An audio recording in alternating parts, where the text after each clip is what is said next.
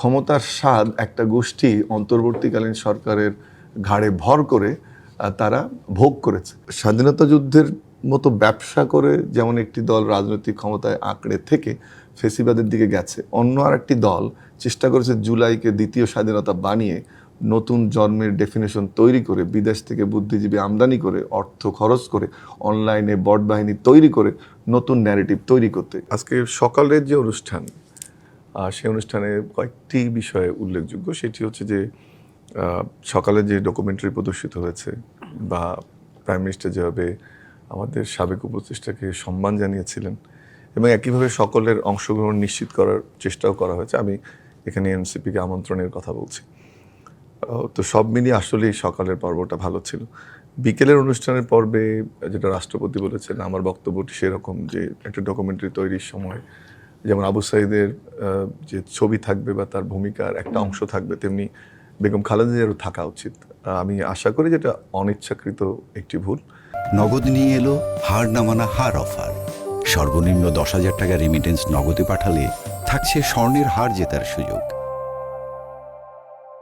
আবার একই সাথে যখন বিদেশ অতিথিরা আছেন এবং এটা জাতীয় প্রোগ্রাম, আক্তার যেভাবে প্রতিবাদটা জানালো যে মঞ্চে গিয়ে কথা বলে সেটার প্রস্থান, সেটি না করে এখানে মব তৈরি করা বা যেভাবে বিদেশি অতিথিদের সামনে আমরা হট্টগোলটা হয়েছে, সেটা আবার হয়তো বা অন্যভাবে, আমি বলছি না যে সেটা একটা সহজাত হয়েছে, বাট সেটা অন্য প্রক্রিয়ায় হতে পারত।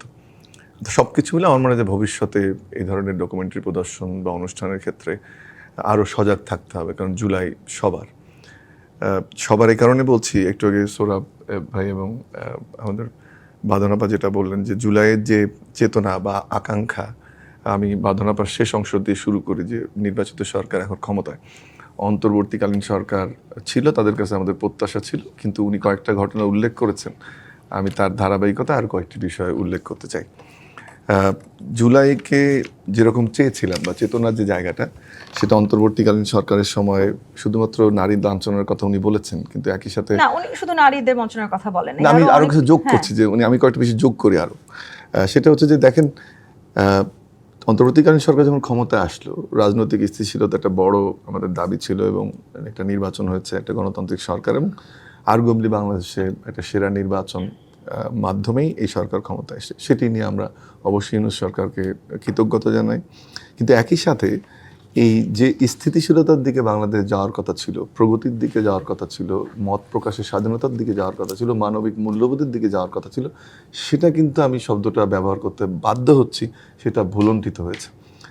নারীদের বিষয় তো একটা বিষয়, ভাষার ব্যবহার যদি আমরা দেখি বা যেভাবে রাষ্ট্র কার্য পরিচালিত হয়েছে, আপনি যেহেতু বিশ্ববিদ্যালয়ের শিক্ষক, এটা আমাকে বলতেই হচ্ছে, বিশ্ববিদ্যালয়গুলোতে আমরা যে ধরনের ভাষার ব্যবহার হতে দেখেছি, এবং এবারে আমি সমাজবিজ্ঞান পড়াই এবং এখন ডেভেলপমেন্ট ইকোনমিক্সও পড়াই, বাট আমি কল্পনাও করিনি যে আমার শিক্ষার্থীদের মুখ থেকে ভাষার এরকম বের হবে এবং সেটা পোস্ট হবে, লেখালেখি হবে এবং স্লোগানে পরিণত হবে। এটা মানে নিন্দনীয়, এখনো ধিক্কার জানাবো।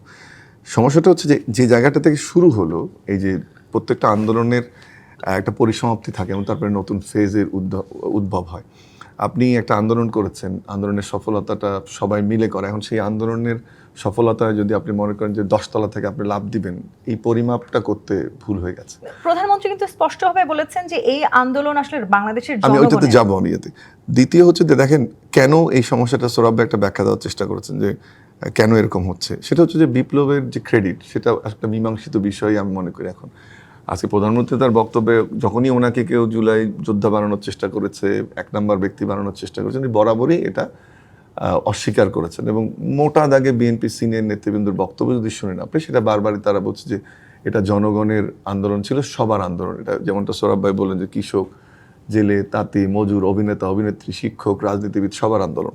কিন্তু তখন স্বাধীনতা যুদ্ধের মতো ব্যবসা করে যেমন একটি দল রাজনৈতিক ক্ষমতায় আঁকড়ে থেকে ফেসিবাদের দিকে গেছে, অন্য আর একটি দল চেষ্টা করেছে জুলাইকে দ্বিতীয় স্বাধীনতা বানিয়ে নতুন জন্মের ডেফিনেশন তৈরি করে বিদেশ থেকে বুদ্ধিজীবী আমদানি করে অর্থ খরচ করে অনলাইনে বট বাহিনী তৈরি করে নতুন ন্যারেটিভ তৈরি করতে। এটা হলো প্রথম পর্ব। আবার ক্রেডিট নেবার চেষ্টা করলে আসলে কি হয় সেটা না, কিন্তু আমরা দ্বিতীয় পর্বটা বলি। আমি সোহরাব ভাই আশা করবো যে এই বিষয়ে আরো বেশি রিফ্লেক্ট করবেন।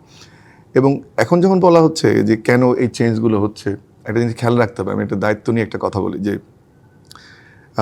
শিক্ষাক্ষেত্রে বা বাংলাদেশের বিভিন্ন বিশ্ববিদ্যালয়গুলোতে প্রথম দিকেই ভাইস চ্যান্সেলর নিয়োগ দেওয়া হয়েছিল, ট্রেজারার প্রভিসি নিয়োগ দেওয়া হয়েছিল। এই সরকার এসে কিন্তু সেটা পরিবর্তন করেছে।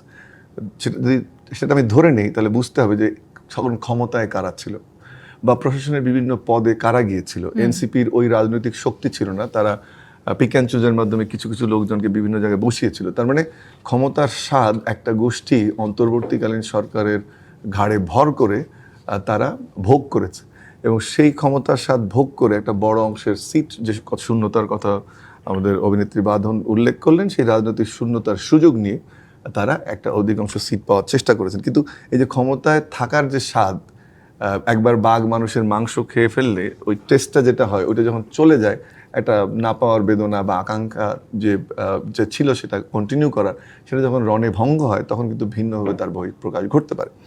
শুধুমাত্র এই যে জুলাইয়ের ক্রেডিট নেওয়া বা আজকে যে বিভিন্ন ক্যাম্পাসে সৌরভ ভাই উল্লেখ করলেন যে বিভিন্ন কর্মকাণ্ড হচ্ছে, সংঘর্ষ হচ্ছে, সেটা কিন্তু তারই একটি অংশ। এটা আমি বললাম যে নিয়োগ এবং সরকারের ক্ষমতায় থাকা। দ্বিতীয় বিষয়টি উল্লেখ করতে চাই যে ক্যাম্পাসে গত কয়েকদিনে যেটা ঘটছে, কোনোভাবেই এটি কাম্য নয়। কিন্তু একই সাথে মাথায় রাখতে হবে যে ক্যাম্পাসগুলো যখন ছাত্রলীগ শূন্য হয়, তখন একটি সংগঠন সেই হলগুলো বা ক্যাম্পাসগুলোর দখল নেওয়ার চেষ্টা করছে। সে ভালো কাজ মন্দ কাজ, সে ইলেকশনগুলোর ডিবেটে আমি যাব না, কিন্তু তখন অর্থাৎ ক্ষমতাসীন দলের যে ছাত্র সংগঠন, ছাত্রদল যেমন তখন একটা বিভিন্ন ক্লাব, বিভিন্ন রকম সংগঠনের নামে হল পরিচালিত হয়েছে। ঢাকা বিশ্ববিদ্যালয়ে আমি তখন একটি হলের দায়িত্বে ছিলাম, প্রভোস্ট স্ট্যান্ডিং কমিটির আমি তখন কনভেনার ছিলাম। সেটা আমি সচক্ষে দেখেছি যে শৃঙ্খলা পরিষদ গঠিত হয়ে গেল প্রথম 2-3 দিনের মধ্যে, এবং সেই শৃঙ্খলা পরিষদই পরে আমরা দেখেছি। তার মানে আমি যেটা বোঝাতে চাচ্ছি, সবাই আস্বাদনের চেষ্টা করেছে, এবং সেখানে যখন এক ধরনের একটু শেষ করে নিই, সেখানে ছেদ পড়েছে, সেটা কিন্তু একটা কারণ হিসেবে আমাদেরকে মাথায় রাখতে হবে। মাত্র 5.5 মাস বা 6 মাস যদি ধরে নিই একটা সরকার এবং একটা বিরোধী দলের নেতা, আমার ধারণা যে পরিবেশে এখন সংসদে ডিবেট হচ্ছে, অংশগ্রহণ করছে, সংসদের প্রসিডিং নিয়ে খুব বেশি অবজারভেশন কারো থাকবে বলে আমার মনে হয় না। কিন্তু যখন এই ধরনের বক্তব্য আসে, তখন সেটি দুঃখজনক। নিশ্চয়ই, মানে এটা আসলে এক ধরনের কর্তৃত্বের দাবি থেকে শুরু হয়ে সেটা কথা লড়াই এসে ঠেকেছে।